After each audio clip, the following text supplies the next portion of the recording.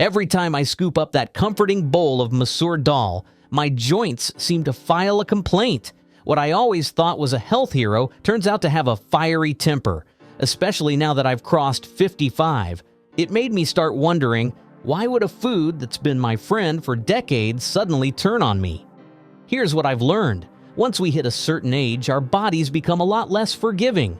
The wear and tear on our joints starts to show, our recovery slows down, and our immune system gets a little overreactive. Inflammation becomes easier to trigger and harder to calm. And sometimes it's not just old injuries or weather changes, it's what we're eating every single day. That's when I started paying closer attention to the meals I was having before the aches kicked in. And one food kept showing up at the scene of the crime: red lentils. Food number 1. Red lentils, masoor dal. For most of my life, red lentils were comfort food. A warm bowl of dal with some rice or roti, maybe a drizzle of ghee, and I was set. They were easy to cook, easy to digest, and they made me feel like I was eating something that was good for me. And for a long time, they were. But somewhere past the age of 55, something changed. I didn't notice it right away. It crept in slowly, like a leaky tap you keep ignoring. The first hint came when my knees started feeling stiff in the mornings. At first, I brushed it off. Must be the weather, must be the way I slept, must be anything but the food. But over time, the stiffness wasn't just in the morning anymore. Some days my fingers felt a little swollen, my ankles a little tight, and there was this dull ache in my joints that just wouldn't go away. It took me a while to connect the dots, but the more I paid attention, the more I noticed a pattern. The nights I had a generous helping of masoor dal were the mornings I woke up feeling like I'd aged 10 years overnight. At first, I laughed it off. Come on, it's lentils. Plant protein, fiber, all the good stuff. What could possibly be wrong with that?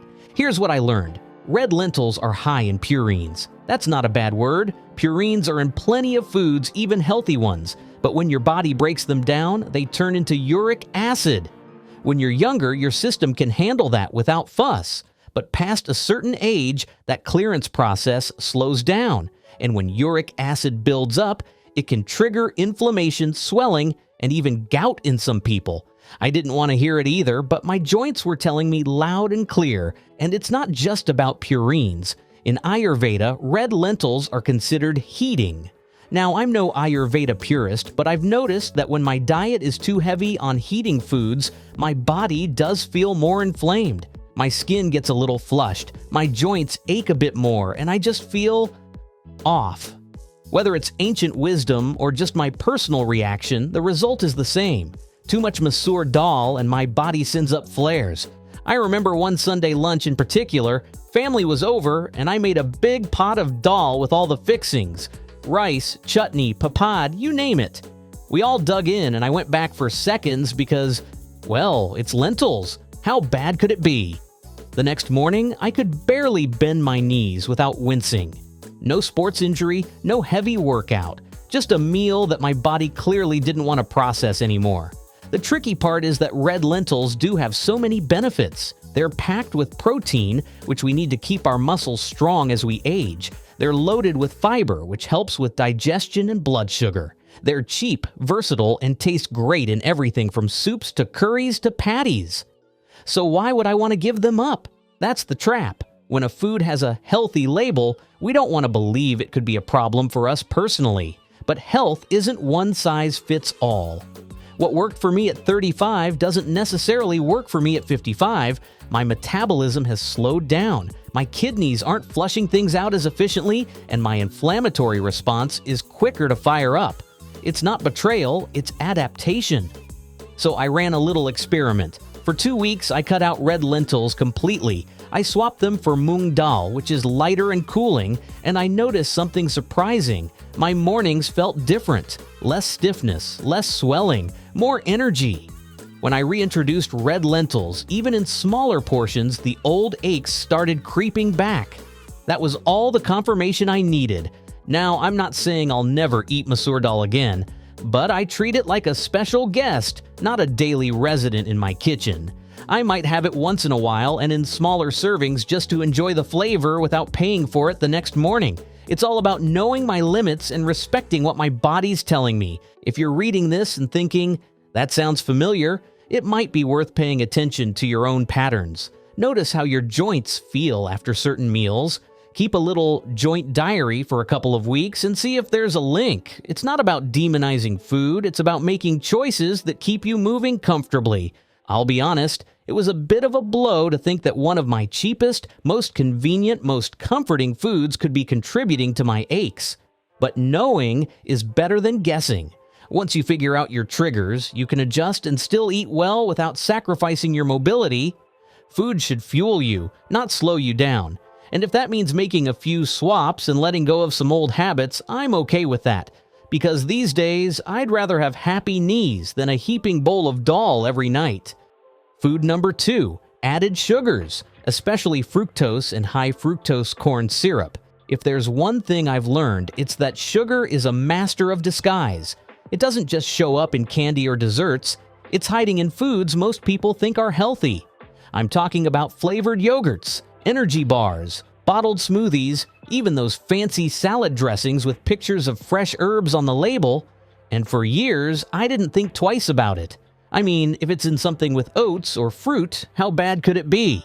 Well, pretty bad. The first time I started connecting sugar to my joint pain, it wasn't from eating cake or ice cream. It was from eating what I thought was a healthy breakfast parfait.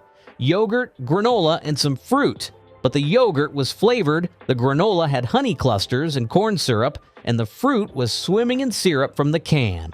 I didn't even think about it at the time. A couple of hours later, though, my fingers felt puffy, my knees ached, and my energy crashed like I'd pulled an all-nighter.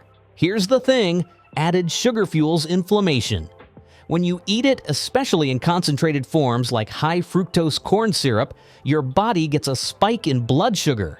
That spike triggers a release of insulin, which in turn can activate inflammatory pathways. For someone whose joints are already sensitive, that's like pouring gasoline on a smoldering fire. It doesn't matter if you're otherwise eating clean. If sugar's sneaking in regularly, your joints will eventually notice. And fructose in particular is a double-edged sword. It's not just about inflammation, it can also contribute to higher uric acid levels, just like the purines in red lentils. Uric acid crystals in the joints? That's gout territory. I didn't realize it at the time, but I was basically inviting joint pain from 2 different angles. First from my beloved Dal, then from my sweet tooth. I also had to face a little denial. I thought, but I don't eat candy every day, I'm fine. Then I actually tracked my sugar for a week and realized it was in my breakfast cereal, my mid-morning healthy snack bar, the ketchup I put on lunch, the sweetened almond milk in my coffee, and the bottled iced tea I had in the afternoon. No one of those things was extreme, but stacked together they added up fast, and my joints were paying the price. The changes didn't happen overnight. Cutting back on sugar felt a bit like breaking up with a charming but toxic ex. The first week I missed it constantly. My morning coffee tasted weird without sweetened creamer. My snacks felt boring, but after about 10 days, something shifted. My taste buds recalibrated. Suddenly, natural sweetness in food stood out more. And the real surprise? My joints felt calmer. Less swelling, less random stiffness, and even my hands felt less puffy. Another thing I noticed, when I did have a sugar-heavy treat after cutting back, the reaction was obvious. My knees felt tight within hours, my energy dipped, and the next day's workout or even just walking upstairs felt heavier. Before, I might not have connected the dots because the sugar was constant, like background noise. Once it was gone, reintroducing it made the cause and effect crystal clear. Now, I'm not pretending I never touch sugar. I still enjoy dessert once in a while, but it's intentional. If I'm having cake, I make it worth it. A birthday slice, a holiday treat, not an everyday habit disguised as health food. I've also learned a few tricks. Plain Greek yogurt with fresh fruit instead of flavored yogurt, making my own salad dressings, swapping out soda for sparkling water with lemon. It's not about living sugar-free, it's about living pain-free most of the time. The best part? Once I broke that cycle, my cravings changed. I didn't feel that constant pull towards something sweet after every meal, and without those frequent sugar spikes, My energy stayed steadier through the day. That meant less fatigue, better sleep, and yes, better recovery for my joints. Looking back, sugar was probably a bigger culprit in my joint pain than I wanted to admit. It's easy to point fingers at bad foods like fried snacks or processed meats, but when something has a health halo, like a smoothie or granola bar, we give it a free pass. My joints taught me the hard way that even good foods can be trouble when they're sugar-loaded. Now, when I feel a twinge in my knee or wake up with stiff fingers, the first thing I think about isn't the weather, it's what I ate the day before. And 9 times out of 10, if I've slipped up, I can trace it back to something with more sugar than I realized. So yeah, red lentils taught me that not all healthy foods stay healthy for me forever. But sugar taught me that sometimes the enemy isn't what you see. It's what's hiding in plain sight. Once I got a handle on sugar, I thought, all right, now we're really in the clear. My meals were cleaner, my joints were happier, and I wasn't fighting that mid-afternoon crash anymore. But then came the curveball. I started noticing flare-ups on days when I hadn't touched red lentils or sugar at all. That's when I realized my next mistake. I was still eating plenty of things that looked healthy, but were really just ultra-processed troublemakers in disguise. Food number 3, ultra-processed foods. Here's the thing about ultra-processed foods. They don't always look like junk food. Sometimes they wear a green label that says plant-based or protein-packed and practically wink at you from the shelf. I used to pat myself on the back for grabbing a wholesome protein bar instead of a candy bar until I actually read the ingredient list. By the 3rd line, it was like reading the manual for a chemistry experiment.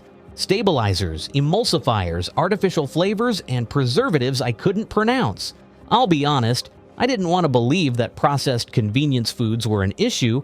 They were part of my routine. Ready-to-eat wraps, frozen healthy dinners, plant-based patties, flavored yogurts, and breakfast cereals that claimed to be whole grain. They were quick, they were easy, and they fit into my busy days.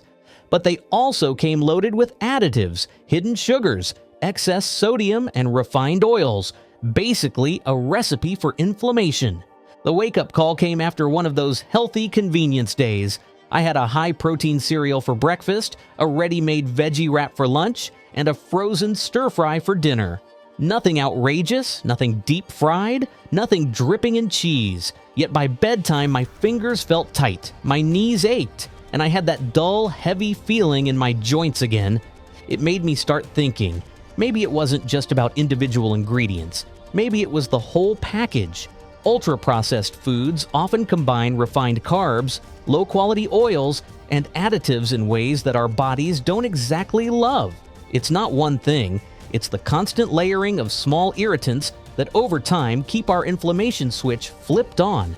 And when your joints are already sensitive, it doesn't take much to tip them over the edge. It's like having a neighbor who plays loud music. You might ignore it at first, but after hours of it, even a normal conversation feels like too much noise. My joints were basically saying, enough already, every time I piled on another ultra-processed meal.